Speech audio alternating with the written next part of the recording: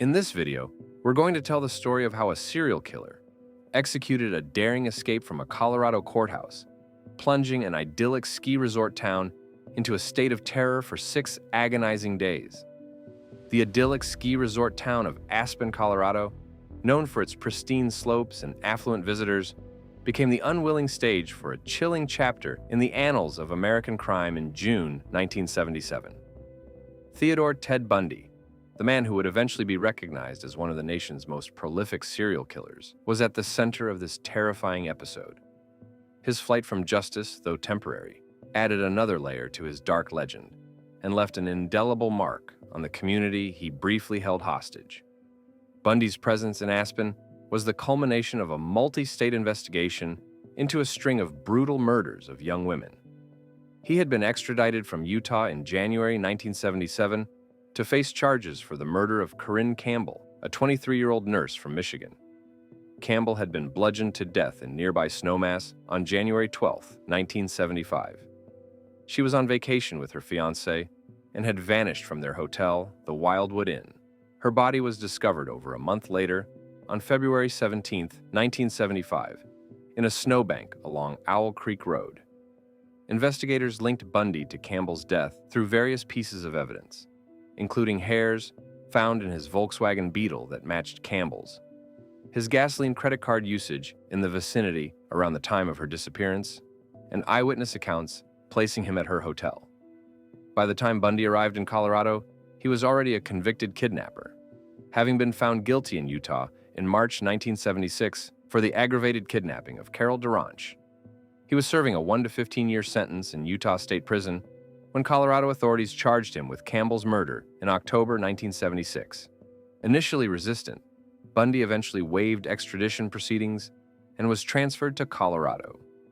Due to concerns about the security of the antiquated conditions at the Pitkin County Jail, Sheriff Dick Keenest had Bundy housed primarily at the Garfield County Jail in Glenwood Springs, approximately 40 miles away. Bundy was then transported to Aspen for court hearings. A crucial factor in the events that unfolded was Bundy's decision to act as his own attorney. This legal maneuver granted him certain privileges, including being excused from wearing handcuffs or leg shackles in the courtroom and having access to the courthouse's law library to prepare his defense. It was this very access that provided the opportunity for his audacious escape. On Tuesday, June 7, 1977, Bundy was at the Pitkin County Courthouse for a preliminary hearing. During a 15-minute recess, Bundy, uncuffed, was permitted to go to the law library, a small room adjoining the courtroom on the second floor. The library window he chose faced Main Street. Bundy allegedly waited for the reporter to leave the area to avoid landing on her, and seizing his moment when the room was clear, he jumped from the second-story window.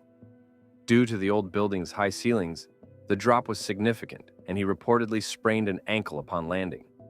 The escape was not immediately noticed. Several minutes elapsed before his guards realized he was missing. Having prepared for this moment, Bundy had reportedly worn an extra layer of clothing, perhaps a sweater under his shirt, which he could shed to alter his appearance. He was last seen running towards the Roaring Fork River, which flowed behind the courthouse. The news of Bundy's escape sent immediate shockwaves through Aspen and the wider Roaring Fork Valley. Law enforcement, including Pitkin County Undersheriff Don Page, scrambled to react. Roadblocks were swiftly established on Highway 82 and other routes leading out of the valley. A helicopter began scouring the countryside within an hour, and a request was made for bloodhounds. Police used local radio stations to warn residents to lock their doors and windows and to stay inside if possible. The FBI was notified and soon issued a federal arrest warrant for unlawful flight to avoid confinement. Bundy, meanwhile, headed for the rugged terrain of Aspen Mountain. His plan, seemingly, was to use the wilderness to his advantage. He was an outdoorsman, and maps of the mountain area around Aspen, ironically, maps prosecutors were using to demonstrate the location of Campbell's body, which Bundy had access to as his own attorney, were found in the car he later stole, indicating a degree of planning. Life on the run in the mountains proved hard despite his preparedness. The injury to his ankle, coupled with the challenging terrain and unpredictable mountain weather, took a toll. He sought sustenance and shelter by breaking into unoccupied cabins and trailers. In one instance, on June 8th and again on June 12th, he burglarized a residence, stealing food, clothing, and a .22 caliber rifle, motivated by the need for shelter and items to aid his escape. Fingerprints lifted from dishes in this residence were later matched to Bundy. The manhunt was one of the largest the Western Slope had ever seen.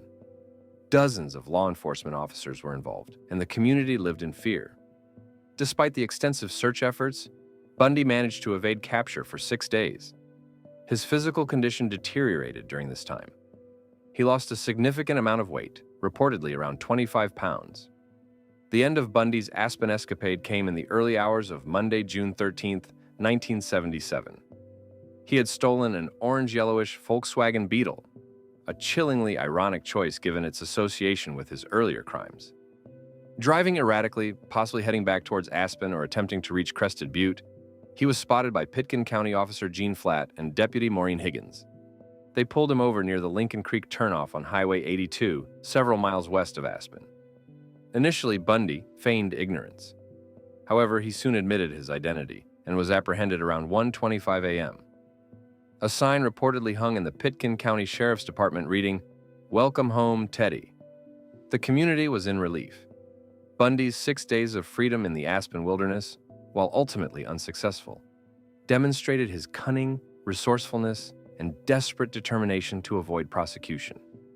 It was a bold and dramatic act that captured national attention and added to the growing infamy of the man who described himself as the most cold-hearted son of a bitch you'll ever meet. The Aspen escape was not his last. On December 30th, 1977, he would execute an even more meticulously planned escape from the Garfield County Jail in Glenwood Springs, making his way to Florida where he committed further heinous crimes before his final capture in February 1978 and eventual execution in 1989. The 1977 Aspen escape remains a dark and unsettling memory for the residents of Pitkin County. It was a week when the specter of a serial killer loomed large over a town more accustomed to ski championships and celebrity sightings. The leap from the courthouse window was more than just a physical act of escape. It was a brazen defiance of the justice system and a terrifying reminder of the predatory evil that Bundy represented, an evil that briefly, yet profoundly, terrorized the heart of ski country. That's it for this week's Leisure Lore. And please do us a favor and subscribe to this channel if you enjoyed it. It means the world to us.